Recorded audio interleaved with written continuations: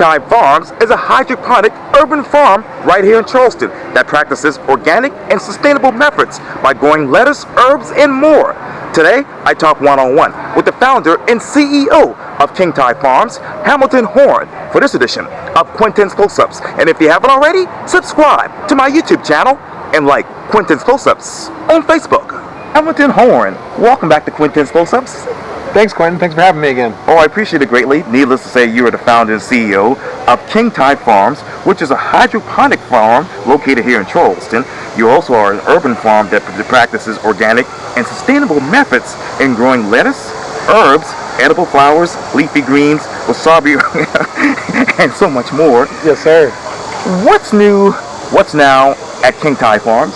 Yeah, great. So I think last time we met, I was just getting out there and getting started. So it's been about a little over a year since then, and we've kind of transitioned from being markets and being kind of direct to consumer, where we're only working with chefs and restaurants now. Is we've kind of found that to be our niche in our area, that we can benefit the Charleston culinary scene the most. So what are those particular chef-driven restaurants that you're participating in right now as far as Quintin Farms? Yeah, great. So some of the still guys that have been around with us forever, like Tempest and Church and Union, we love those guys over there. We also have some new people like Sorelli. Vern's has popped up since then. 167 Raw and all their great concepts and things that they're doing. We are working with Oak Steakhouse here on Broad Street as well. So anyone and everyone that's out there, we are a smaller operation, but we are looking to expand and to get some more clients as well. How many more clients do you want to have once you expand? Yeah, I think with our expansion, we probably can, we really want to make sure that we're having an impact and actually making a difference on your menu, and not just having just a little something to try and support us. We want to be able to support you too. So I think that we probably 3 to 5 more restaurants here in the next 6 months will probably get us to where we need to be and at full capacity again. And what was that capacity before? Yeah, I would say that we probably service about anywhere from like 15 to 20 restaurants right now on a weekly basis. Wow, and you talk about your small operation, that is. So how many employees do you have right now? So I just have, it's me and my godmother still. And so I do have a guy that helps out part-time 3 days a week, though. So we are getting a little bit busier, and he comes in and helps out to get some orders ready. And so how many orders do you get weekly, Hamilton? Yeah, I would say then, we probably get about 20 to 25. So we're working about 15 to 20 clients. Some of them order twice a week. The larger clients that need a little bit more product, and then other guys that can work with just one delivery. So again, I would say probably 25 deliveries a week is on average. So which restaurants need more of your products, and which ones can actually work with what they have? Yeah, I think everyone could benefit by having a more local product. That's one of my biggest problems, and since I've started is I don't have enough product to supply them. So why we are expanding is we did get a lot of requests for more and what else we could do. So really once we have that relationship established with that restaurant and that chef, we can really get together and work with each other, have that open conversation to figure out how I can benefit and what else I can grow for them that they want, because there are a lot of things here that they can't get, and there's a lot of things here that they get that aren't the quality they're looking for. And so I try and help to fill that void where I can. What other voids do you want to fill with that? Yeah, I think that, being able to supply these guys with a lot of ingredients that they're looking for that they can't otherwise find and or afford because it's so expensive to get here. So you have to realize, again, all of our leafy greens and a lot of our fancier stuff that these guys are getting is overnight shipping from locations. While it's still a good product, it's not having the longevity, and it's becoming very expensive where, if you're having to, say you want a pound of something, you kind of have to order 2 pounds to guarantee you get 1, where I can come in and help you alleviate that logistic problem. So what products are actually having longevity with these restaurants? Yeah, everything's really lasting long. So with our lettuce heads, we deliver them with the kind of plug and the root still on, so it's a live lettuce head. So we've seen our product last easily 14 days plus, but we really try and stay to that 7 to 10 day, which is why we keep on a weekly delivery. So what other conversations are you having with the chefs about quality of food?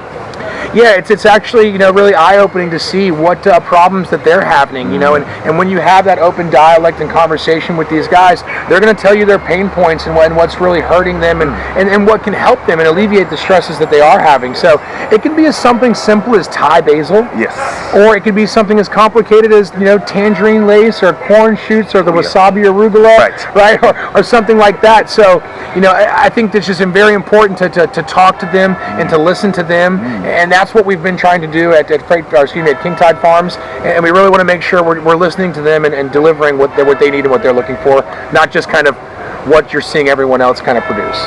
What else is everybody else producing?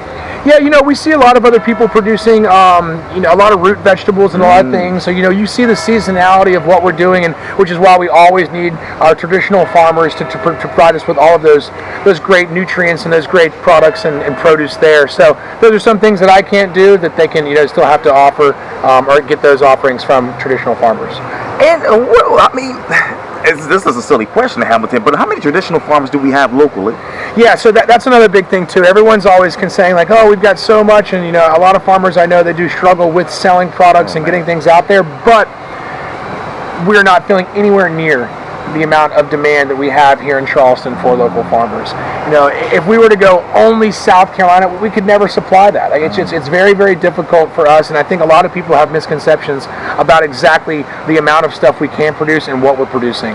So while it can be on a very large scale with tobacco and soybeans and corn, that's not coming down here to the restaurants, and people aren't eating that in translation. So I think if we can have more root vegetables, more heirloom stuff, more locally grown kind of things for restaurants and focus on that, I think that could really help out some of the other farmers and the spots that they're missing. And what are the other spots that they're missing, Hamilton, in your mind? Yeah, I think that there's just a large opportunity for indoor farming to get rid of some of the seasonality of things that we do face. So, with things that we know we love down here, I know there's two sides of this argument. Is some people want only seasonal tomatoes and some people want tomatoes year round. I love a tomato sandwich in December.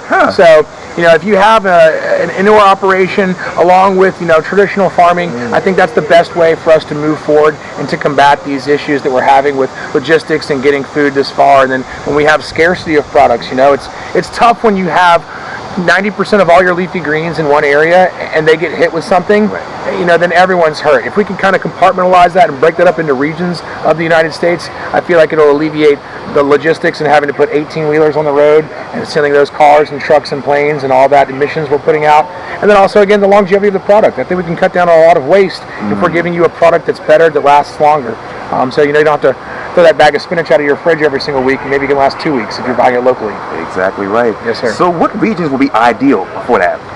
Yeah, you're asking some pretty good questions here. I'm just a simple guy in a container, though. But if you think about it, maybe cut it up into 4, right? And so just being able to get stuff closer and really rely regionally on things that you need instead of having to again cross country, internationally, things like that. Be a little bit more self-sustaining. And you talk about obviously having tomato sandwiches in December. Duke's mayonnaise. I was going to get to that. Well, when you look at those traditional old school fashion items like that, what restaurants want those types of things in December? Yeah, that's a great question as well. And so with my farm, I don't have any seasons. So I am definitely having a learning curve here and figuring out what chefs do want to work with seasons and what don't want to work with seasons. So you're exactly right. And, and I think that's the other side of the coin. People don't want the tomatoes year round because it is a seasonal thing and it reminds them of that time of the year, and I think there's a lot more to food than just nourishment of the body, nourishment of the soul, and reminding you of those nostalgic times you had with those smellings or whoever you were with, or making that dish with, or things like that. So that's an interesting question, and I'm trying to figure it out now. What chefs do want seasonality, what don't. What is the state of food? I know that's another silly question. You're asking the hard ones today. I think it's in a bad state. I think it's in a very bad state. I used to sell agricultural chemicals, so I'm doing this now to atone for my sins. But I think that the transparency is what gets me the most. I'm fine with anything as long as it's transparent and you're not lying to me about what it is. Right. So, obviously with the meats, that's the easiest thing to go to, but the insecticides and stuff that are sprayed on all of our chemical, or all of our edible plants and things like that, they haven't done long enough tests to really know the effects of it. And I think we are starting to see some of the effects more and more. I know we are, right? We're seeing less healthy people. We're seeing more disease. We're seeing more heart problems. We're seeing more cancer. We're seeing all that things. And I believe that is a direct derivative of our food source. Wow. What should be the ideal food source? Yeah, again, I think if you can go back to locally, you need to know who's growing your food. It's just, it's weird to me that we've gotten so far away from what we used to do ourselves in our backyard and provide for ourselves. We've now outsourced to somebody, which is fine to do so because they could be better at it. But then it's like we don't even have a contact with them anymore. And I think it's very important for us as people and humans to have contact with your food. I think it's very important for us to watch how we're growing things, what we're growing. I think a lot of people are detached from what it really is and what it takes for that food to get to your plate. And I think that's one thing where you have a lot of people fighting on whatever side you're on of this isn't good, or this isn't good. They're not truly out there looking and seeing what it takes for that person to grow that food and get it to your plate. I think I saw a stat the other day with like 60 to 70% of all farmers are over 60 years old. So if we don't get some younger people excited about our food source, I think it's just going to get further away from us and become more of a corporate thing that's going to cause us more harm. Wow. So what exactly are people growing when it comes to food? Yeah, that's a great thing. You can start in your backyard real easy with some stuff, or you can start with a couple chickens in your backyard too, and then microgreens are another easy thing as well. Those can grow in pretty much any windowsill in your house and are very, very nutrient-dense product. Wow, so I know that you're locally grown and obviously harvest greens that are available year-round. Each head of the lettuce can be traced back to the seed and is harvested and delivered within days. So how much compost and organic matter go into the seed and then that soil ahead of transplanting, of course, for direct seeding? Yeah, great question. So, we usually do about 500 heads of lettuce a week. And then, from there we have some herbs and leafy greens and things like that and edible flowers. Yes, sir. But, with that, we do sell our product with that plug on there still. So we don't see the compost so much from our end with any product as the entire product from us is then delivered to the chef. Wow. But with that, it's a very, very small amount of organic material. Basically just the root of the plant is being tossed away. And we don't use any dirt inside of our farm, so we only use peat moss plugs. So it's a very, very easy cleanup, a nice quick snip and toss in the trash or recycling, whatever those restaurants are doing. So is your lettuce tolerant to partial, say for instance, shade? Yeah. So we're running 18-hour days inside of our farm. So, there isn't a lot of partial shade in there, but the lights are turned off for 6 hours of the day. So while we do try and push our products as much as we can to get the most amount of growth out of them, we do respect that they have to rest, and we do that with, again, 18-hour days on lights and then 6 hours off. So what high nitrogen organic fertilizer do you actually use? Yeah, so we don't. We actually use just an organic mix solution. It comes in a liquid form, and we put it in there. Just two different parts to that. They're just a regular NPK, nitrogen, potassium fertilizer, and it's really easy. And again, no insecticides, herbicides, or pesticides. So we do have to combat some bugs, but we do that in a very organic manner and make sure we aren't doing anything to jeopardize the health of the plant.